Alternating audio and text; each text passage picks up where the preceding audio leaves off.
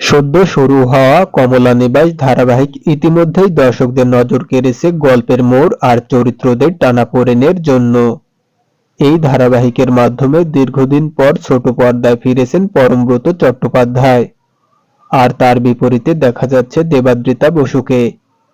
শুরুতেই গল্পে এসেছে একাধিক চমক, যা দর্শকদের আগ্রহ আরও বাড়িয়ে তুলছে। সম্প্রতি প্রকাশিত নতুন প্রোমো ঘিরে ইতিমধ্যে জোর চর্চা শুরু হয়েছে। প্রোমোতে দেখা যাচ্ছে সাগর বসু মল্লিক চরিত্রে পরমব্রত তার মেয়েকে নিয়ে ডাক্তারের কাছে গিয়েছেন এবং তার সঙ্গে রয়েছেন পল্লবী। পরিস্থিতির জেরে ডাক্তার ভুল করে পল্লবীকে সাগরের স্ত্রী ভেবে বসেন।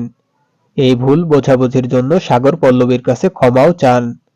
তবে এই ঘটনায় যেন তাদের সম্পর্কের নতুন দিক খুলে দেয়, যা ভবিষ্যতে বড় মোড় আনতে পারে গল্পে। অন্যদিকে গল্পে আরও বড় চমক এনে দেয় সাগরের মায়ের আচরণ। তিনি সরাসরি পল্লবীর বাড়িতে গিয়ে তার ছেলের জন্য পল্লবীর হাত চান। যেহেতু সাগরের এটি দ্বিতীয় বিয়ে হতে চলেছে, তাই এই প্রস্তাব পল্লবীর পরিবার কিভাবে গ্রহণ করবে তা নিয়েই তৈরি হয়েছে নতুন কৌতূহল। একই সঙ্গে এই সম্পর্কের ভবিষ্যৎ কি হবে সেটাই এখন দেখার বিষয়। গল্পের আরেক গুরুত্বপূর্ণ অংশ জুড়ে রয়েছেন শ্রীনিবাস, যিনি পল্লবীর বাবা। এক সহকর্মীর কাছ থেকে টাকা ফেরত পাওয়ার খবর পেয়ে তিনি আবার নিজের স্বপ্ন পূরণের পথে এগোতে চান। তার দীর্ঘদিনের ইচ্ছা স্ত্রী কমলার জন্য একটি নিজের বাড়ি তৈরি করা।